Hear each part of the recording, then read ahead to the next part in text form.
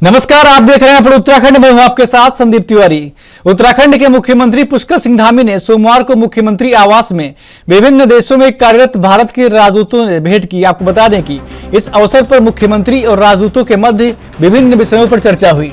CM Dhami ने कहा कि राज्य के वन डिस्ट्रिक्ट 2 प्रोजेक्ट को विभिन्न देशों में बढ़ावा देने के लिए राजदूतों से सहयोग लिया जाएगा। उत्तराखंड के स्थानीय उत्पादों की लोगों को विभिन्न देशों में जानकारी हो, इसके लिए और प्रयास किए जा रहे हैं। आपको बता दें कि उन्होंने कहा कि उत्तराखंड में पर्यटन उद्योग, हॉर्टिकल्चर के क्षेत्र में अनेक संभावनाएं हैं। इनको बढ़ावा देने के लिए राज्य सरकार निरंतर प्रयास कर रही है।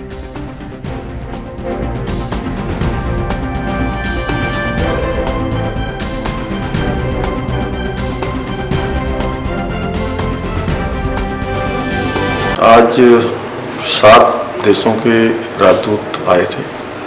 उनके साथ यहाँ पर हम लोगों ने विभिन्न मुद्दों पर बातचीत की है कि उत्तराखंड राज्य के साथ किस प्रकार से वो समन्वय कर सकते हैं, किस प्रकार से हमारे यहाँ की कृषि, पर्यटन, ऊर्जा, तमाम शिक्षा, चिकित्सा व्यवस्था, उन सब।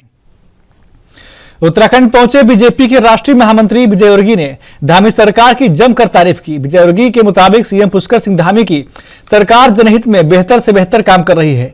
जनता के बीच जाकर उन्होंने खुद इस बात की तस्दीक की। आपको बता दें कि विजय वर्गीय ने आगे कहा कि धामी सरकार के सभी निर्णय और फैसले जनता के हित में हैं।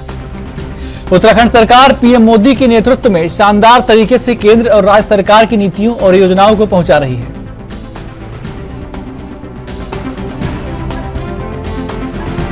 समझता हूँ कि सरकार ने बहुत अच्छे काम किए, बहुत अच्छे निर्णय लिए। घटनाक्रम तो होते रहते हैं, पर घटना के बाद सरकार की रिएक्शन क्या होती है, ये महत्वपूर्ण होती है। और सरकार ने हर जो भी घटना हुई उसमें रिएक्शन सरकार की बहुत अच्छी थी, सेटिस्फैक्टरी। सर, एक सवाल। बीजेपी के राष्ट्रीय महामंत्री कैलाश विजयवर्गीय के उत्तराखंड दौरे का तीसरा दिन था। आज उन्होंने बीजेपी मुख्यालय में पार्टी के मेयर, नगरपालिका, नगर पंचायत अध्यक्षों और ब्लॉक प्रमुखों के साथ बैठक की। इस बैठक में कैलाश विजयवर्गीय ने प्रदेश अध्यक्ष महेंद्र भट्ट की मौजूदगी में विभिन्न समसामयिक विषयों और आगामी चुनाव पर विस्तार से चर्चा की। उन्होंने सभी मार्गदर्शन करते हुए केंद्र और राज्य सरकार के विकास कार्यों की जानकारी आम जनमानस तक पहुंचाने का आह्वान किया। इस मौके पर उन्होंने कहा कि पीएम मोदी आज उन तमाम धार्मिक और सांस्कृतिक पहचान के स्थलों के पुनर्निर्माण और प्राचीन वैभव की पुनर्स्थापना के ऐतिहासिक कार्य में जुटे हुए हैं, जिन्हें आक्रांताओं के हाथों नुकसान पहुंचाया गया था।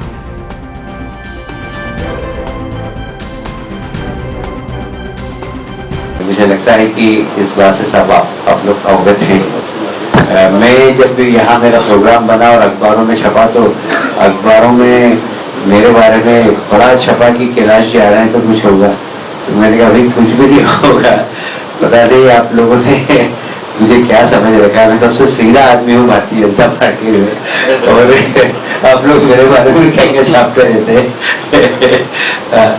तो मेरे बच्चे पूछते मेरे से कि पापा आपको उत्तराखंड के पत्रकार क्या समझते हैं। मैंने आपकी बार जाके पूछूंगा कि भाई आप लोग मेरे बारे में क्या क्या छापते रहते। कैलाश जी आ रहे हैं, पता नहीं क्या होगा।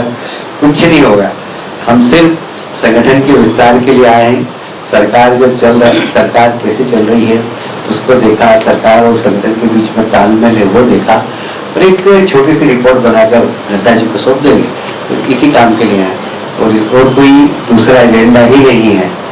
तो मैं आपसे आपकी कृपा दृष्टि चाहता हूँ कि कम से कम अगली बार जब हो तो कम से कम इस प्रकार का कोई माहौल नहीं बने यहाँ पर। इसी कृपा आप लोगों की बनी रहे। उत्तर प्रदेश के पूर्व मुख्यमंत्री दिवंगत मुलायम सिंह यादव की अस्थियां आज हरिद्वार पहुंची।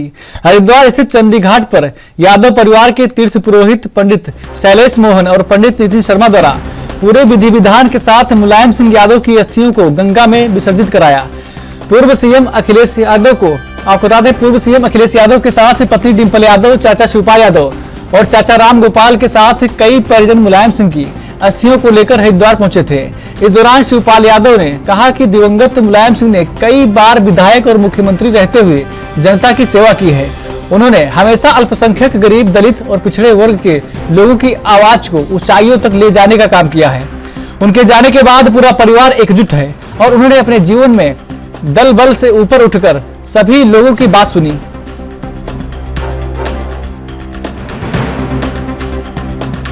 बता दें कि उन्होंने कहा कि कभी किसी को उन्होंने निराश नहीं किया है।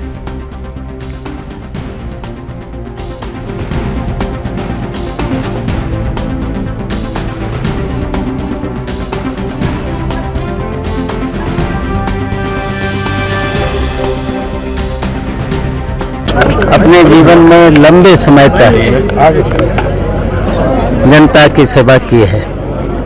मुख्यमंत्री 3 बार मुख्यमंत्री बने, डिफेंस मिनिस्टर बने, 8 बार सांसद बने, 8 बार विधायक बने। तो जीवन भर जनता की सेवा करी। यहाँ तक कि नेताजी ने पिछड़े, अल्पसंख्यक और दलितों की, जो भी शोषित थे, पीड़ित थे, उनकी आवाज़ को बहुत ऊंचाइयों तक पहुंचाया है। आप लोगों को अभी दिखाई दे रहा होगा पूरा परिवार साथ है, एक साथ है, लेकिन नेताजी ने पूरे संपूर्ण समाज की सेवा की है।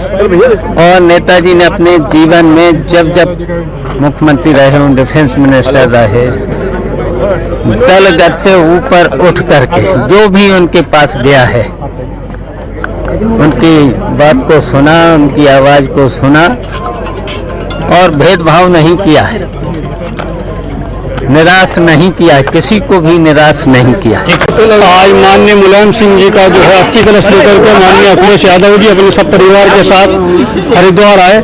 यहाँ पर हमने पूरे विधि विधान से श्रद्धा भाव भक्ति के साथ उन्होंने पूरा कार्य संपन्न कराया। जो तीर्थ की मान मर्यादा का पालन करते हुए सब अपना उन्होंने पूरा धार्मिक कृत्य संपन्न कराया है। उनके साथ में उनकी धर्मपत्नी डिम्पल यादव, उनका बेटा अर्जुन यादव, उनके भाई बंधु चाचा शिवपाल यादव, रामगोपाल जी यादव, उनके भाई धर्मेंद्र यादव, अक्षत यादव, सब परिवार के साथ करीब 15-16 लोगों के साथ वो अपने फूफा जी के साथ में सब के साथ हरिद्वार आए। उनसे पहले इनके परिवार से रामगोपाल यादव जी आए, शिवपाल जी आए और लोग आए। जब भी आए मिलकर ही जाते हैं। इनका हमारा पारिवारिक, हम इनके कुल पुरोहित है। इसमें हमने उनको सबसे पहले तो जल को अस्थियों का तर्पण कराया, फिर अस्थियों का संकल्प कराया, पिंडदान कराया, गंगा जी का तर्पण कराया, जलांजलि दिलाई, फिर इनका पूरा कर्म करा के संकल्प के साथ इन्होंने पूरा कर्म अपना विधि विधान के साथ। राज्य में बिगड़ती कानून व्यवस्था को लेकर अपर मुख्य सचिव राधा रतूड़ी, डीजीपी अशोक कुमार, अपर मुख्य सचिव और ADG Abhinav Kumar media centre सचिवालय में पत्रकारों से मुखातिब हुए। अपर मुख्य सचिव राधा रतूड़ी द्वारा अवगत कराया गया कि राज्य में लगातार बिगड़ती कानून व्यवस्था को लेकर बैठक में तमाम बिंदुओं पर चर्चा की गई है। त्योहारों को देखते हुए सभी जिलों के पुलिस अधिकारियों के साथ हुई वर्चुअल बैठक का जरूरी निर्देशों को दिया गया। आपको बता दें कि मुख्यमंत्री के निर्देशों पर जिले के एसएसपी को पुलिसकर्मियों की जिम्मेदारी तय करने के सख्त निर्देश दिए गए हैं। हमारे राज्य की कानून व्यवस्था बेहतर है, इसको देखते हुए देश दुनिया से लोग उत्तराखंड आते हैं। साथ ही उन्होंने लक्सर काशीपुर में मर्डर, लक्सर में पुलिसकर्मी पर हमला और डोईवाला में मंत्री के भाई के घर चोरी के मामले में जल्द खुलासा होगा। देश में कानून व्यवस्था के मामले में आपको बता दें कि उत्तराखंड की स्थिति अन्य राज्यों के मुकाबले काफी बेहतर है।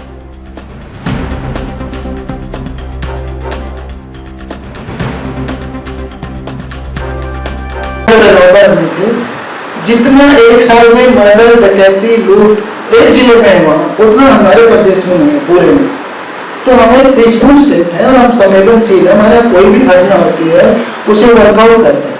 हमारे साल भर की 100% डकैती वर्कआउट है, 88% लूट वर्कआउट है। ये पूरे देश में नंबर 1 है। और हमारा प्रॉपर्टी रिकवरी का रेशो आपने एनसीआरबी का डाटा देखा है, 68% के साथ इंडिया नंबर 1 है।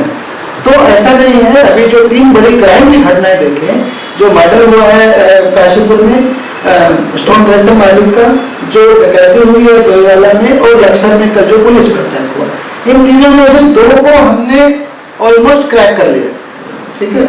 और तीसरा भी जरूर करेंगे, हर हालत में करेंगे। को बुलाया है हम लोगों ने, ये इटसेल्फ एक नया स्टेप है। क्योंकि जैसा आप कह रहे हैं कि प्रेस नोट दे दीजिए छप जाएगा, हम लोग ये नहीं चाहते। हम लोग चाहते हैं कि जो मीडिया है प्रदेश का, देखिए हम लोग सब इस प्रदेश के नागरिक हैं, हम भी हैं, आप भी हैं।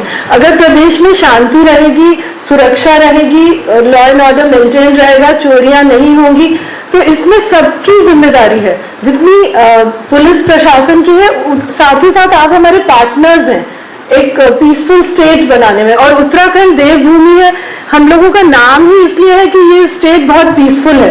बहुत से लोग बाहर से आके यहाँ इसलिए सेटल हो रहे हैं कि यहाँ पे कानून व्यवस्था बहुत अच्छी है, एक शांत प्रदेश है, क्राइम नहीं है, या क्राइम बहुत कम है।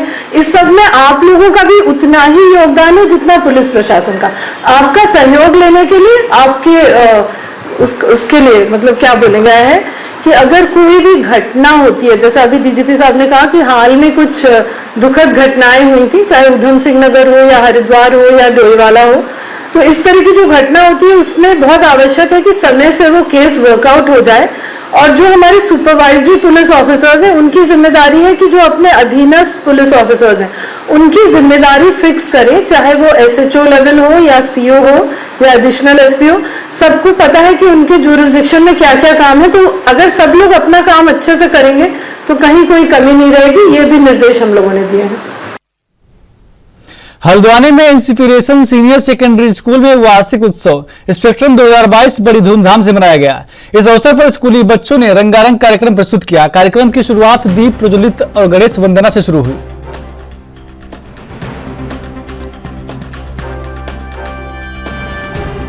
आज आपके स्कूल में आपके बड़ा प्रोग्राम किया गया,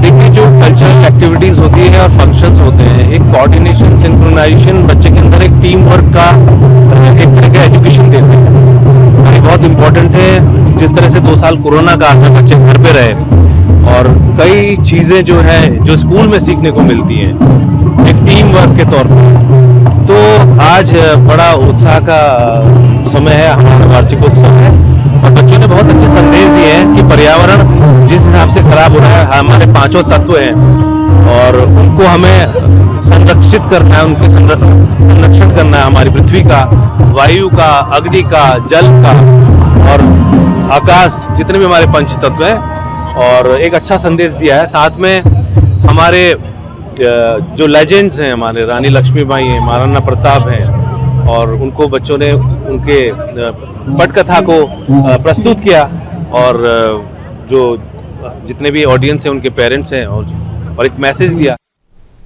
उधम सिंह नगर में लगातार राजनीतिक लोगों के आने जाने का सिलसिला बना हुआ है। इसी कड़ी में उत्तर प्रदेश के कैबिनेट मंत्री बलदेव सिंह औलख कुंडा थाना क्षेत्र के भरतपुर गांव पहुंचे। बलदेव सिंह ने जसपुर के ज्येष्ठ ब्लॉक प्रमुख गुजरात भुल्लर से मुलाकात की। इस दौरान कैबिनेट मंत्री में आपको बता दें कि इस दौरान कैबिनेट मंत्री ने शोक संतप्त परिवार को सांत्वना देते हुए ढांढस बंधाया। बता दें कि 12 अक्टूबर को भरतपुर ज्येष्ठ ब्लॉक प्रमुख गुरताज भुल्लर के घर उत्तर प्रदेश पुलिस ने दबिश दी थी, जिसमें उनकी पत्नी गुरप्रीत कौर की गोली लगने से मौत हो गई थी।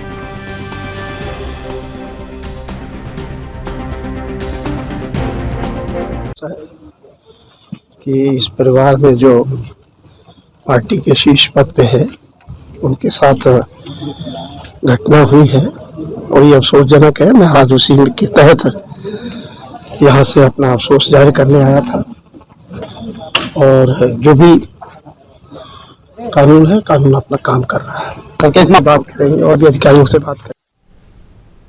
हंस फाउंडेशन की संस्थापक माता मंगला के जन्मदिवस पर विधानसभा अध्यक्ष ऋतु खंडूरी ने कोटद्वार स्थित हंस फाउंडेशन के कार्यालय में केक काटा। इस मौके पर हंस फाउंडेशन प्रदेश प्रभारी पद्मेंद्र सिंह भी मौजूद रहे। आपको बता दें कि जन्मदिवस के इस अवसर पर विधानसभा अध्यक्ष ने गरीब महिलाओं को ओढ़ने के लिए शॉल और सूट तोहफे में दिए। बता दें कि हंस फाउंडेशन गरीब और निर्धन लोगों के लिए वर्षों से बेहतर काम कर रही है। साथ ही कई निर्धन बच्चों की स्कूल की फीस भी देती आ रही है।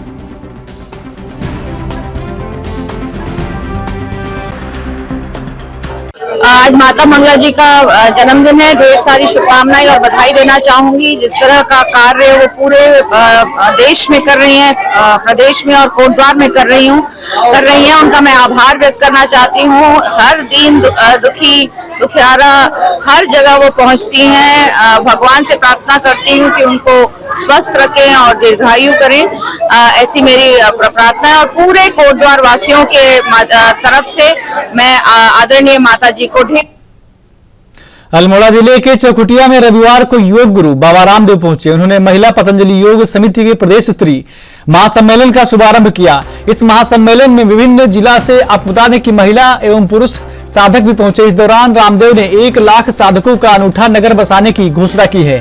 बाबा रामदेव ने कहा है कि वह योग के माध्यम से राष्ट्र एवं मानव सेवा में हाथ बंटवाएंगे। आपको बता दें कि इसी उद्देश्य से जल्द ही भारत और नेपाल का योग सम्मेलन कराने की भी उन्होंने बात कही है।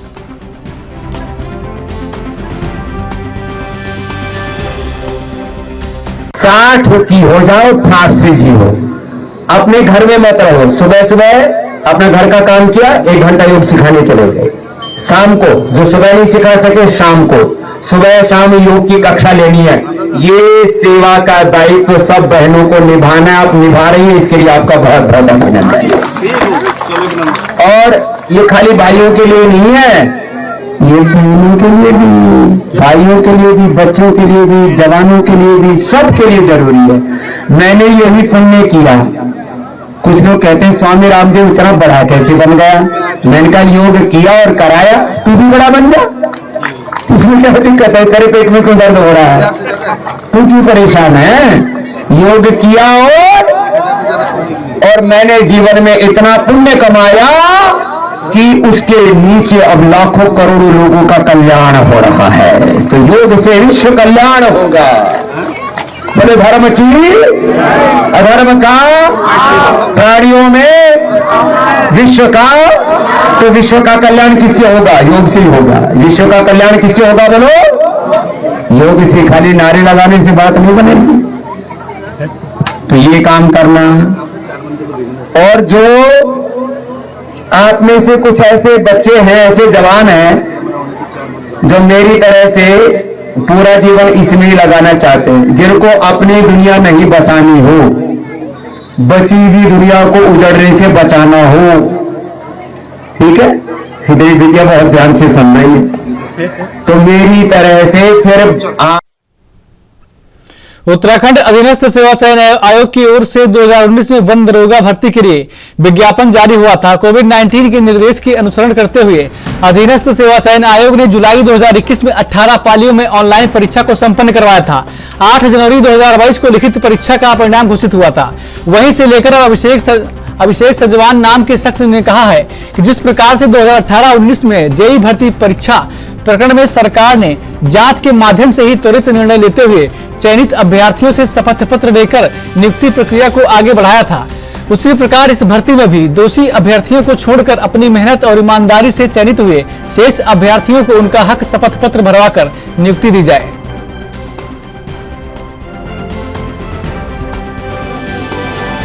मैंने वन दरोगा परीक्षा जो है वो उत्तीर्ण की है, जिसके लिए कि मैं ज्वाइनिंग के लिए इस तरह से दर दर भटक रहा हूँ। ये जो परीक्षा है इसका नोटिफिकेशन 2019 में आया था।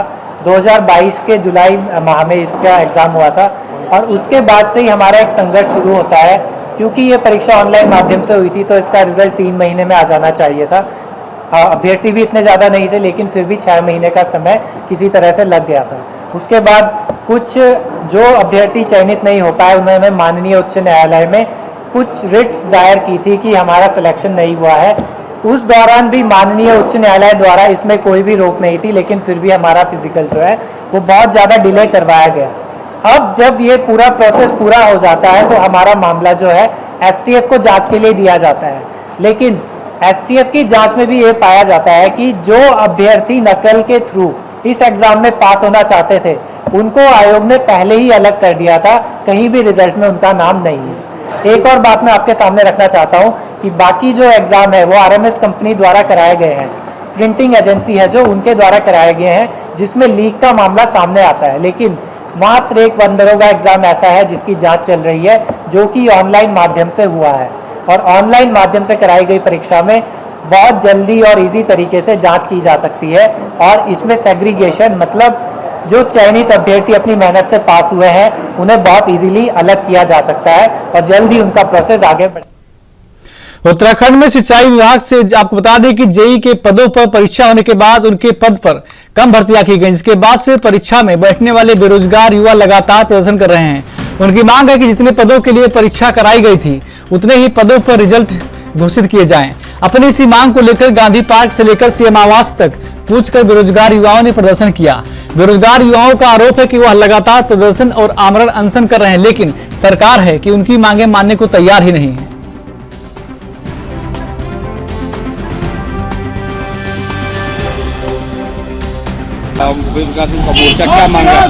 देखिए, यहाँ पर सीधी मांग है कि जो चुनाव के दौरान वादे किए गए थे, जो विभागीय मंत्री सतपाल महाराज जी ने सिंचाई विभाग के जूनियर इंजीनियरों के 228 पदों का वादा किया था, वो आज तक ऐड नहीं हुए। इन बच्चों ने 4-4 परीक्षाएं देकर इंटरव्यू में स्थान बनाया है, परंतु आपने पद हटा दिए। सबसे बड़ी समस्या ये है। सतपाल महाराज जी कहते हैं कि मुख्यमंत्री जी के पास है, मुख्यमंत्री जी कहते हैं महाराज जी के पास है, और वो कहते हैं कि सचिव के पास है। तो इन बेरोजगारों को घुमाया जा रहा है। हम सरकार से ये कहना चाहते हैं कि बेरोजगारों को दबाने और कुचलने की यदि बात हुई तो ऐसा जलवा आप देख सकते हैं, क्योंकि जिस दिन ये आंदोलन शुरू हुआ उस दिन संख्या गिनी चुनी थी, परंतु जैसे जैसे आंदोलन आगे बढ़ रहा हो, चाहे भीख मांगो कार्यक्रम हो, वो चाहे नुक्कड़ नाटक के माध्यम से हो, या ये मुख्यमंत्री आवास पूछो, तो संख्या बल बढ़ रहा है।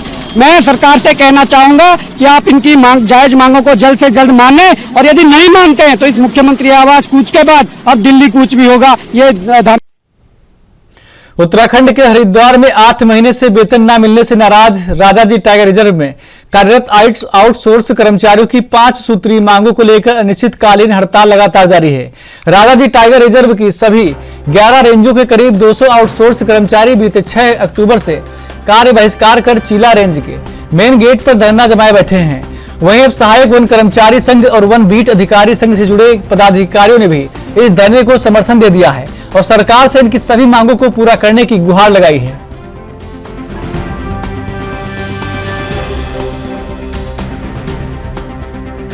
आठ 10 महीने से इन्हें सैलरी नहीं मिल रही है, उसके कारण हमारा जैसे ये हड़ताल में चले गए, हमें काफी लोड पड़ रहा है। हम खुद मतलब कि हमारा जो फौज गार्ड है वो भी विभागीय कार्य करने में अक्षम है।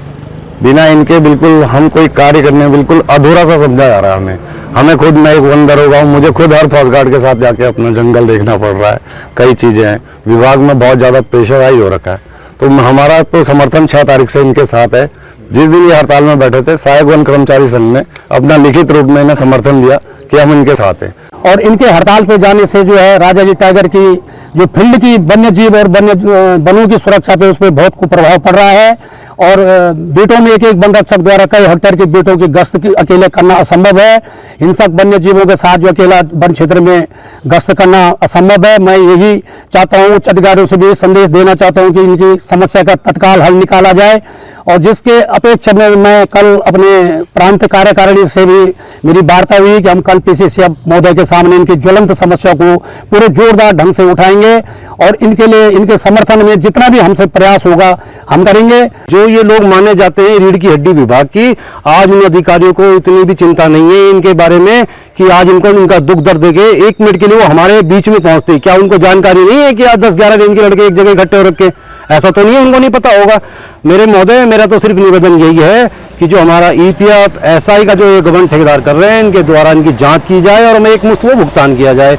दूसरा, 8 महीने से जब हमें वेतन नहीं मिलेगा, हम अपने परिवार के बच्चों को क्या खिलाएं, क्या उनकी दवाई दारू करें, कहां से उनकी पढ़ाई करें? क्या विभाग को इसकी कोई उत्तराखंड के जिला उधम सिंह नगर के जिलाधिकारी के आदेश पर आज जसपुर के सामुदायिक स्वास्थ्य केंद्र के बाल विकास परियोजना आंगनबाड़ी कार्यकर्तियों के साथ आशा वर्करों ने बेटी बचाओ बेटी पढ़ाओ बाल विवाह पर रोक लगाओ को लेकर जन जागरूकता अभियान के तहत नारेबाजी करते हुए कैंडल मार्च निकाला गया। आपको बता दें कि जसपुर सुभाष चौक पहुंचकर जन जागरूकता रैली का समापन किया गया। आपको बता दें कि मीडिया को जानकारी देते हुए उपाध्यक्ष आशा वर्कर रूपा देवी ने बताया कि आज जिलाधिकारी उधम सिंह नगर के निर्देशानुसार हमारी आशा बहनों आंगनबाड़ी कार्यकर्तियों द्वारा सामूहिक रूप से इस कार्यक्रम का शुभारंभ किया गया है। यह कार्यक्रम आगे भी शहर व ग्रामीण क्षेत्रों में जन जागरूकता अभियान के तहत जारी रहेगा।